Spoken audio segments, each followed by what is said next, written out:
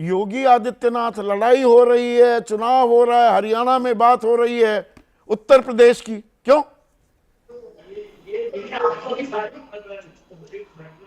अब आदित्यनाथ जी को उत्तर प्रदेश की जनता ने नकार दिया। रोज सुबह उठकर उनको इस बात का आभास होता है कि अब उनकी कुर्सी चुनाव के बाद जाने वाली है।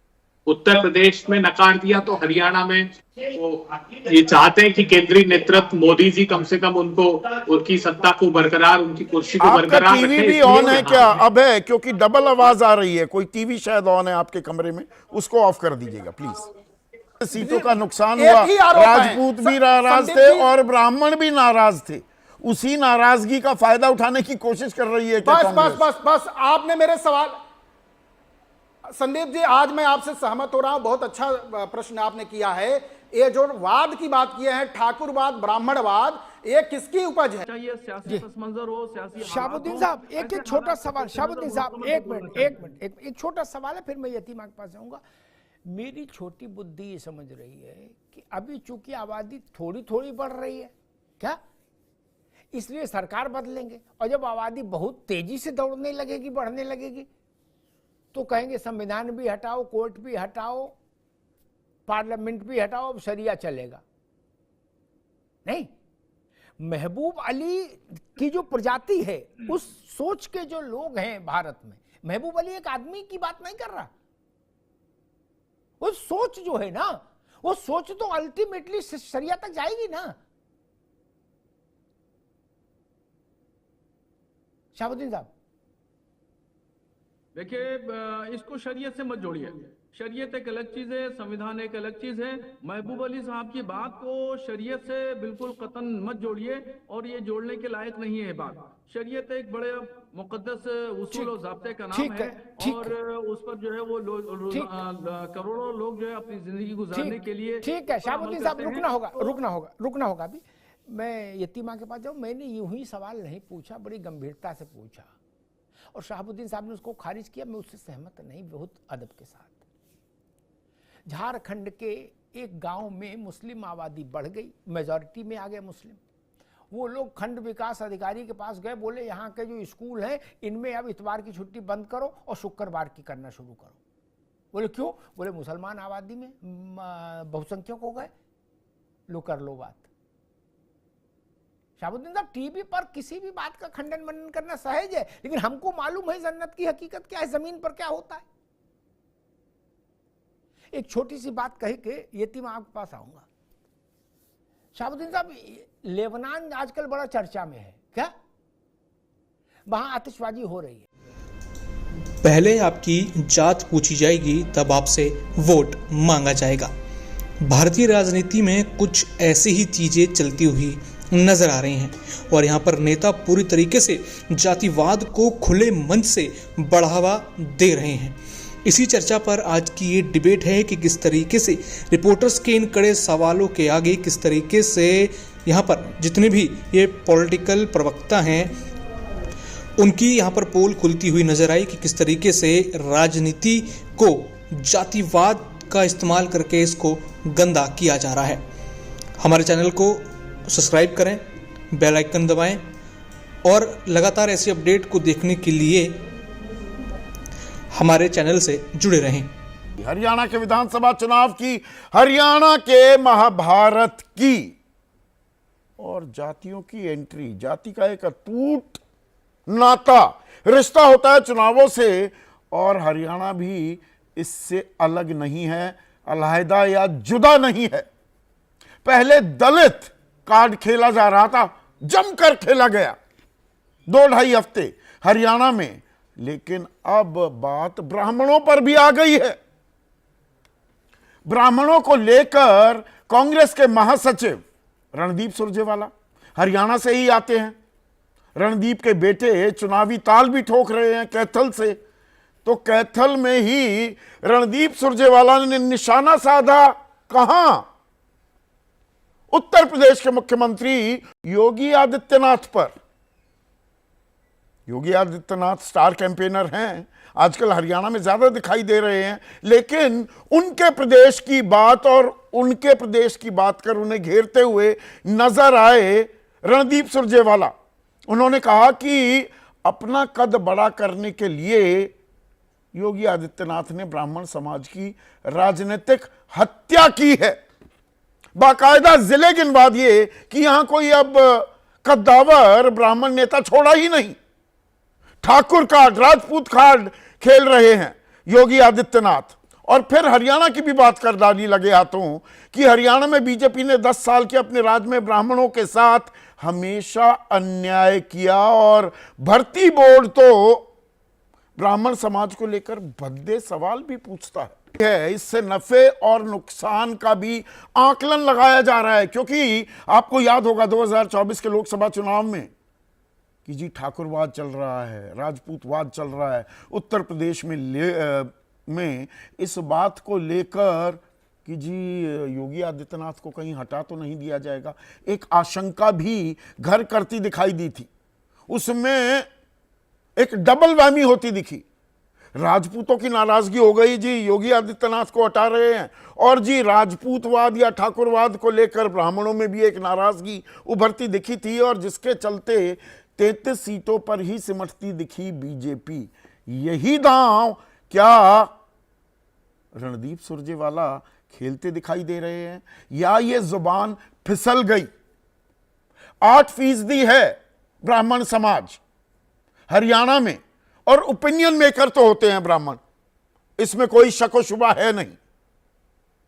तो ये कार्ड किसके फेवर में जाता दिखेगा, ये आने वाला वक्त बताएगा। 5 तारीख को, इसी हफ्ते के शनिवार को वोटिंग भी होनी है। लेकिन ये ब्राह्मण कार्ड खेला जा रहा है दलित कार्ड के बाद। और यहां पर यह बात भी कही गई कि भाई हिंदू और ब्राह्मण नजर आ रहा है, जो अभी गिरिराज सिंह ने कहा वोट के लिए कभी हिंदू तो कभी कुछ और बन जाते हैं, पर वोट की ताकत ऐसी है कि जाति का कार्ड हर कोई खेलता है।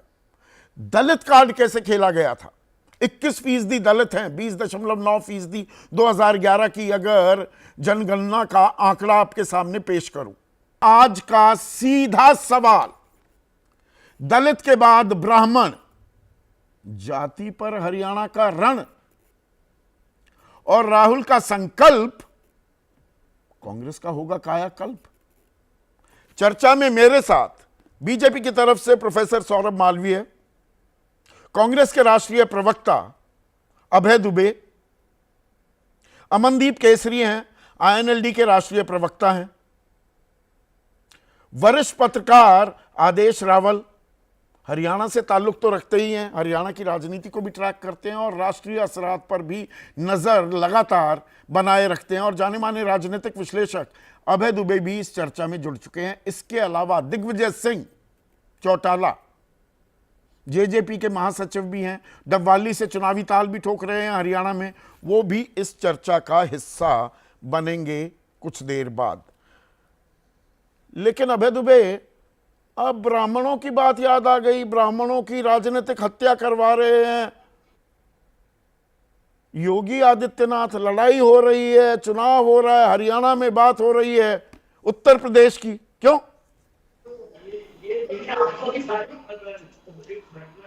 अब आदित्यनाथ जी को उत्तर प्रदेश की जनता ने नकार दिया। रोज सुबह उठकर उनको इस बात का आभास होता है कि अब उनकी कुर्सी इस चुनाव के बाद जाने वाली है। उत्तर प्रदेश में नकार दिया तो हरियाणा में वो ये चाहते हैं कि केंद्रीय नेतृत्व मोदी जी कम से कम उनको, उनकी सत्ता को बरकरार, उनकी कुर्सी को बरकरार रखें। टीवी भी ऑन है क्या अब है? क्योंकि डबल आवाज आ रही है, कोई टीवी शायद ऑन है आपके कमरे में, उसको ऑफ कर दीजिएगा प्लीज। अच्छा, नहीं मैं करता हूँ उसको।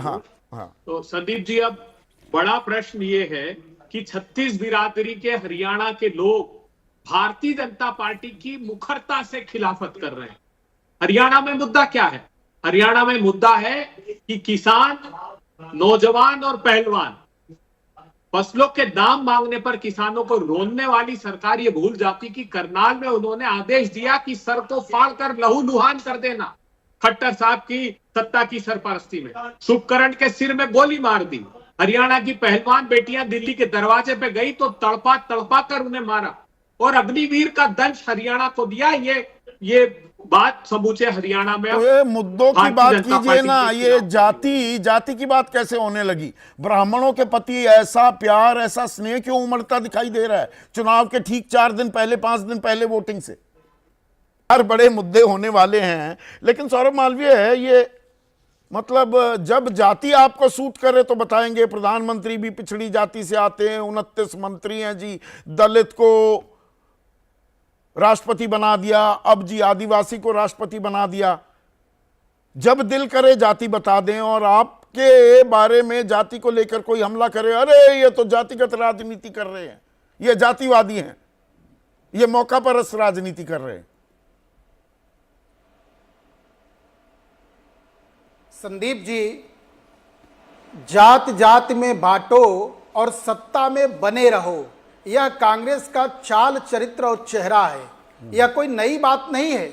और सुरजेवाला का यह बयान यह साफ बताता है कि कांग्रेस लगातार बाहर है, वेंटिलेटर पर है, समाप्त हो गई और हरियाणा में अपने अस्तित्व को तलाशते हुए अंतिम सांस ले रही है। इसलिए 36 जातियों के बीच वहां पर इन समीकरण को समझ चुकी है कि उसके बागी कितने हैं, प्लस उसके साथ भूपेंद्र सिंह हुड्डा को आगे क्यों नहीं किए, शैलजा को आगे क्यों नहीं किए। और सुरजेवाला स्वयं पिछली बार ही चुनाव हारे थे और मुख्यमंत्री के सपने लेके गए थे हरियाणा में।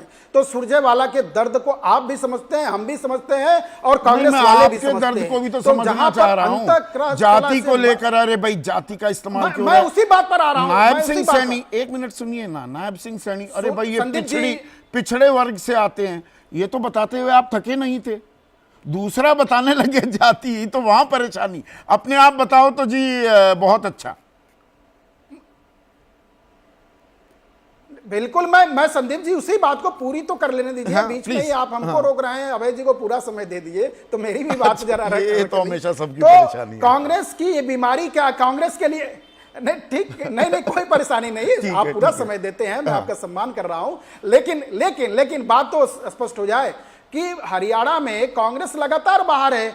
2014, 2019, 2024 बीजेपी के लिए है। तो इसलिए हरियाणा समस्या कहां से आई है उस बात को आज उत्तर प्रदेश कैसे याद आ गया वहां पर भाई? अरे उत्तर प्रदेश में प्रचंड बहुमत की सरकार है।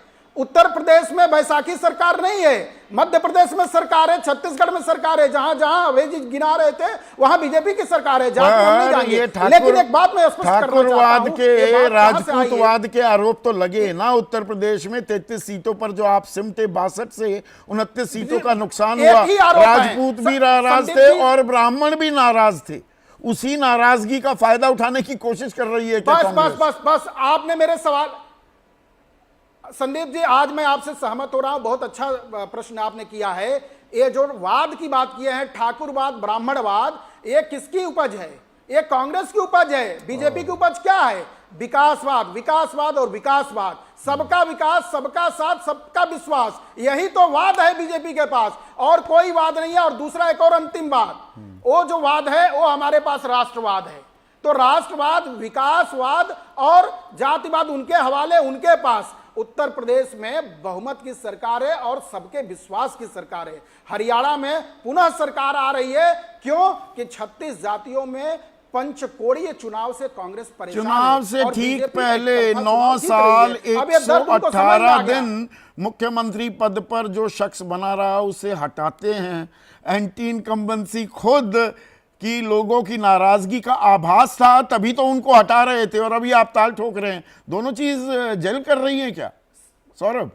बिल्कुल संदीप जी, केंद्र बीजेपी राष्ट्रीय दल है और बीजेपी के पास एक मुख्यमंत्री नहीं, हरियाणा में सैकड़ों हजारों मुख्यमंत्री के हमारे प्रत्याशी हैं, हमारे कार्यकर्ता हैं। अच्छा। देश में नेतृत्व के लिए मनोहर खट्टर जी आज केंद्र में मंत्री हैं, केंद्र के केंद्रीय मंत्री हैं। और जहां कमी पड़ जाती है, जहां कमी पड़ जाती है सौरभ, वहां कांग्रेस से बुला लेते हैं। वो किरण चौधरी भी आ गई, राज्यसभा बना दिया, बेटी श्रुति चौधरी भी आ गई, नवीन जिंदल भी आ गए, वो पहले कुलदीप बिश्नोई आ ही चुके थे। मतलब वो जितने आ सकते हैं आइए कांग्रेसीकरण पूरा कर लेंगे, कमी नहीं होने देते। संदीप जी आइए नहीं है, आइए आइए नहीं है, कुमारी यह है, शैलजा को भी जब बुला जगह रहे तभी थे। सवेरा, उनको लगा कि वो कुमारी कहां शैलजा गलत- को भी बुला रहे वो थे, तब कहां दलित गलत अपमान फंसी याद थी। आ गया था। उनको लगा राजनीति में, बस मैं संदीप जी, अब यहां सुन लीजिए, आप यहां तो सुन लीजिएगा, कम से कम इसका उत्तर ले लीजिए आप। हाँ। राजनीति में कांग्रेस पेशेवर काम की है और बीजेपी सेवा का काम की है। जिन लोगों को लगा कि हमने अपना जीवन सेवा के लिए भाव से करना है, समाज सेवा, देश सेवा, राष्ट्र सेवा के लिए काम करना है, और बीजेपी के लिए दरवाजे खुले हैं, आप आ रहे हैं तो स्वागत है। जब जगह पश्चिमी उत्तर प्रदेश में आजम खान के बाद समाजवादी पार्टी के सबसे बड़े चेहरे, मुसलमानों के सबसे बड़े चेहरे, कई दफा मंत्री रहे, कई दफा विधायक, उन्होंने ऐलान कर दिया कि अब 2027 में भाजपा चली जाएगी, योगी का शासन खत्म हो जाएगा। बोले कैसे?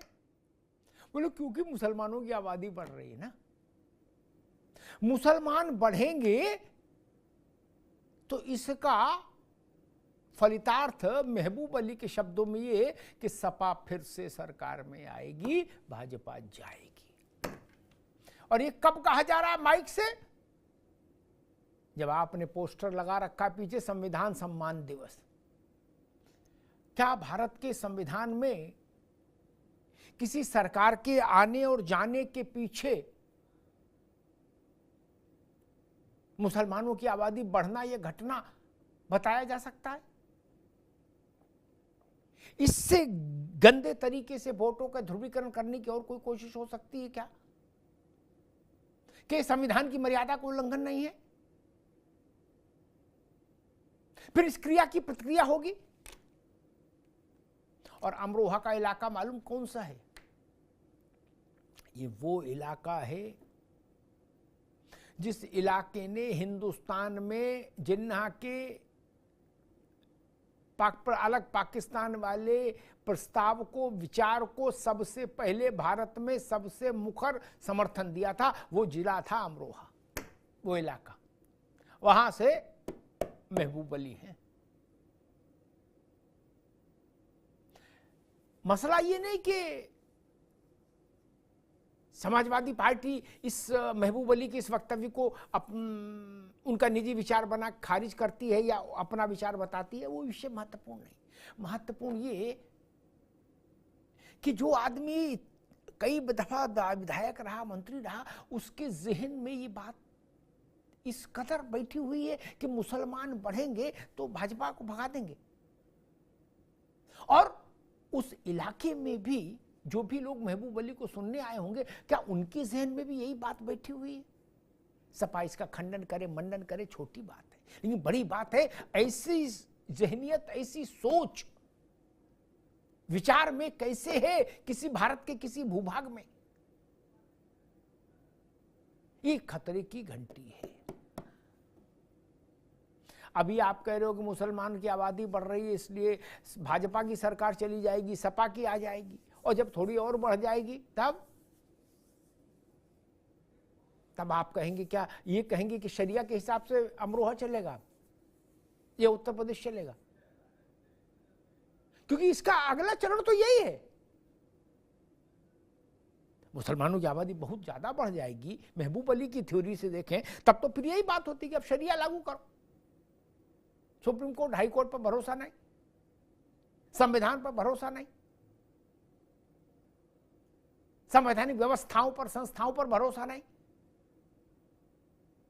तो क्या करो? बोले अब शरिया लागू करो, अब शरिया कानून से देश चलेगा या इलाका चलेगा, प्रदेश चलेगा। ये भाव है, ये भाव खतरनाक है भारत के लिए। महबूब अली का बयान ये व्यक्ति का बयान नहीं, एक विचारधारा का बयान है, इसलिए खतरनाक है। वरना महबूब अली तो आते जाते रहते हैं। मेहमानों साहब का परिचय करा दें। मौलाना शहाबुद्दीन साहब हैं, मुस्लिम धर्म गुरु। शहाबुद्दीन साहब का बहुत स्वागत है। माँ यति चेतनानंद हैं, हिंदू धर्म गुरु। माँ यति चेतनानंद का स्वागत है। अशोक यादव जी हैं, समाजवादी पार्टी के प्रवक्ता, अशोक जी का स्वागत है। ओपी सिंह साहब हैं, भाजपा के प्रवक्ता, ओपी सिंह जी का बहुत स्वागत। शहाबुद्दीन साहब, संविधान सम्मान दिवस, संविधान का सम्मान इस रास्ते से होगा कि मुसलमान बढ़ रहे हैं, भाजपा को हटा देंगे, सपा को लाएंगे? ये संविधान की धारणा है?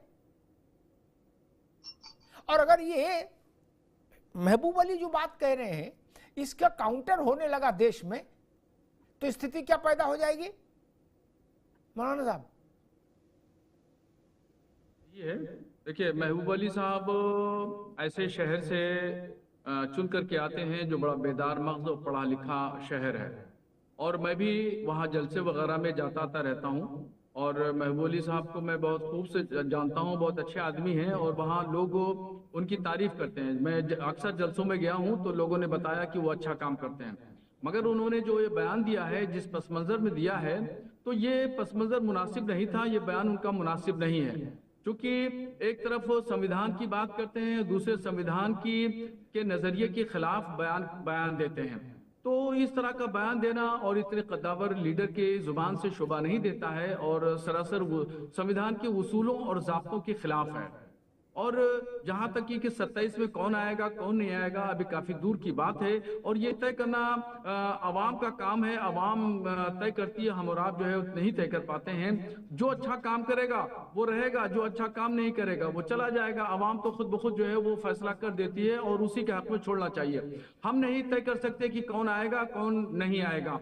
और जहां तक ये उन्होंने नारा दिया है बढ़ती आबादी का, कि मुसलमान की आबादी बढ़ रही है, और हम अगली 2027 में हम गवर्नमेंट बना लेंगे, ये समाजवादी पार्टी की गवर्नमेंट आ जाएगी, ये भी उनका नजरिया गलत है, और ये सोचना उनका गलत है। उनको इस तरह की बातें नहीं करना चाहिए। इससे जो है दूसरे जो लोग हैं उनको मौका मिलता है बातें कहने का और एतराज करने का, आपत्ति करने का।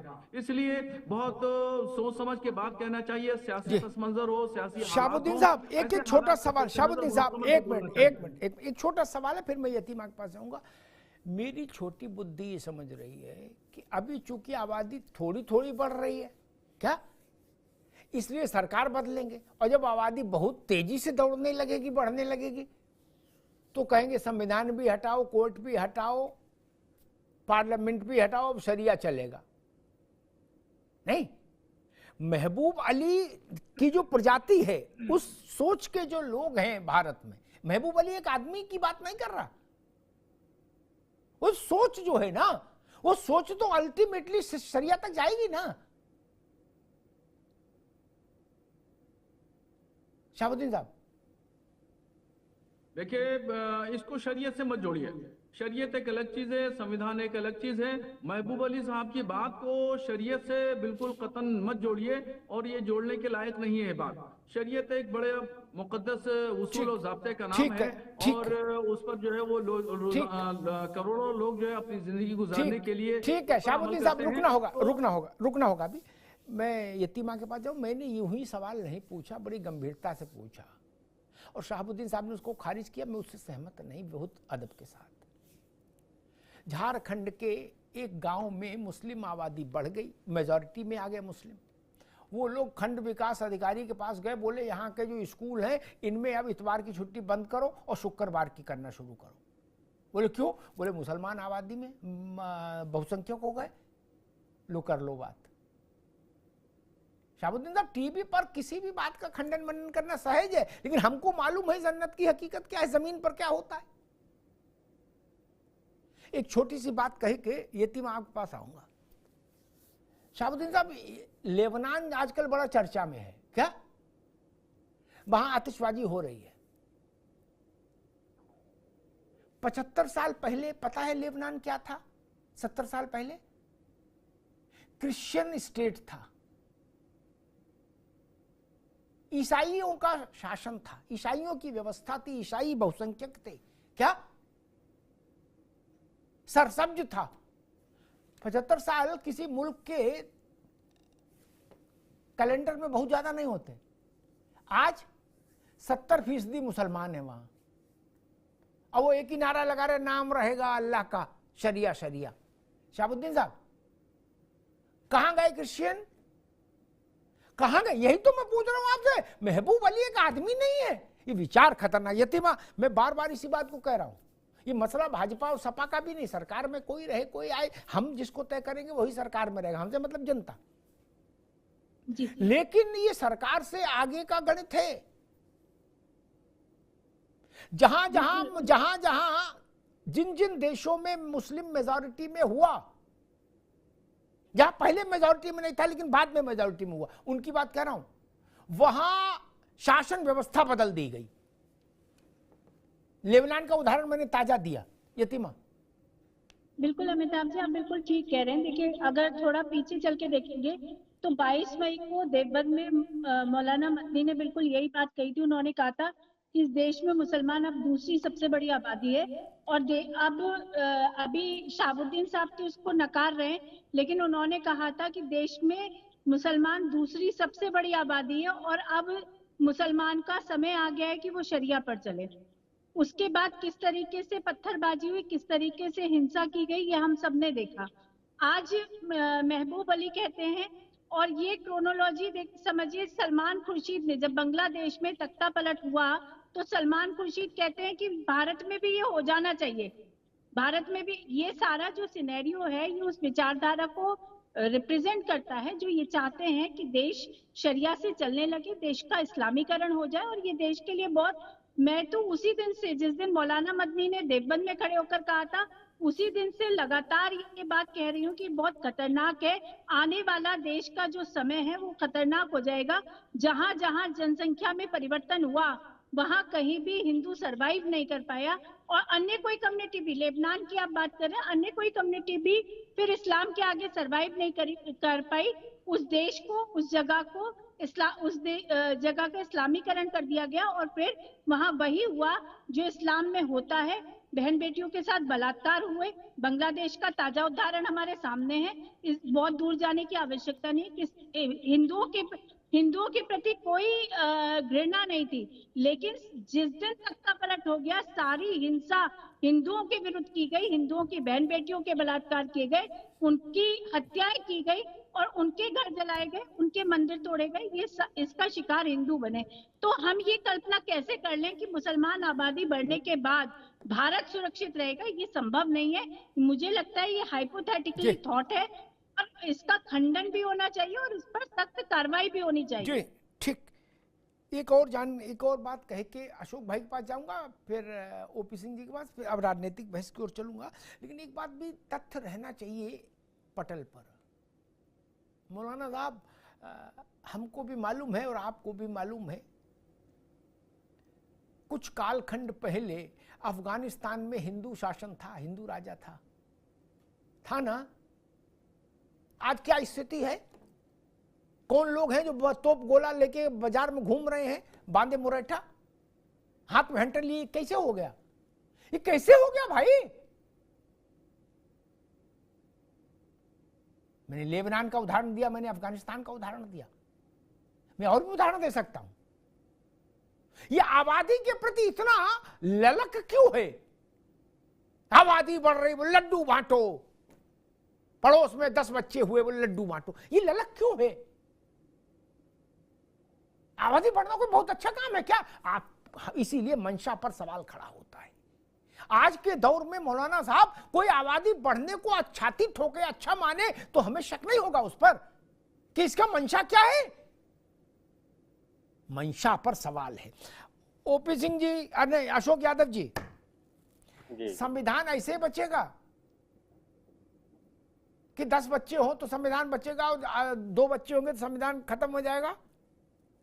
मतलब समझ नहीं आ रहा, शरिया लाना चाहते हैं क्या? और आरोप आपका ये रहता है कि भाजपा ने संविधान की मर्यादा को लांछित कर दिया। तो आपके बड़े बूढ़े नेता संविधान बचाने अभी के रास्ता बता रहे हैं कि मुसलमानों की आबादी बढ़ जाए। अशोक जी, ऐसे तो काम नहीं चल पाएगा। अच्छा मान लो, एक मिनट रुको, जहां आपके मुसलमान कैंडिडेट नहीं होंगे उनका क्या होगा? अशोक यादव चुनाव लड़ेंगे तब क्या होगा? क्योंकि जहां मुसलमान ज्यादा हो जाएंगे तो फिर वो अशोक यादव को भी हटा देंगे, वो कहेंगे यादव भी क्यों रहे। नहीं अशोक जी? देखिए अमिताभ जी, मुझे लगता है कि इस तरह का जो बयान उनका आया है उसका पार्टी से कोई मतलब नहीं, पार्टी की लाइन नहीं है। पार्टी की लाइन हमारी दूसरी है। हमारी लाइन जो है पार्टी को या हमारे जो उत्तर प्रदेश को अच्छी पुलिसिंग देना, अच्छी एम्बुलेंस सेवा देना, अच्छी सड़कें देना, लैपटॉप देना और पीडीए के आंदोलन को आगे बढ़ाना, ये हमारी पार्टी की विचारधारा है, रूपरेखा है। और ये इस तरह के देखिए नेता लोगों को कभी कभी व्यक्तिगत बयान आ जाते हैं, लेकिन हमारी पार्टी से इस बयान का कोई सरोकार नहीं है, दूर दूर तक नहीं। ये बात स्पष्ट आपको कर देना चाहता हूं।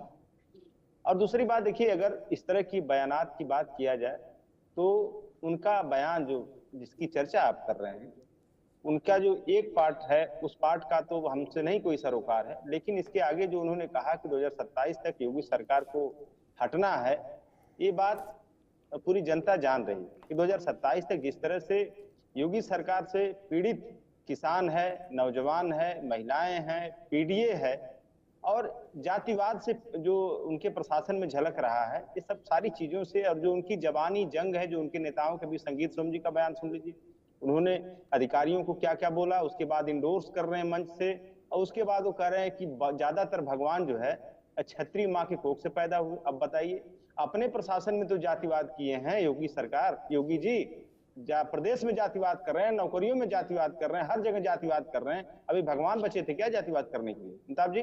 तो ये सारी चीजें देखिए, इस तरह के नेता इस तरह की बातें नहीं बोलना चाहिए। क्या ये जो संगीत सोम बोले हैं ये पूरी भाजपा की विचारधारा है क्या जो बोल रहे हैं वो? या जो कंगना रनौत बोलती हैं, किसानों को हत्यारा बलात्कारी बताती हैं, क्या ये पूरी भाजपा की विचारधारा है क्या?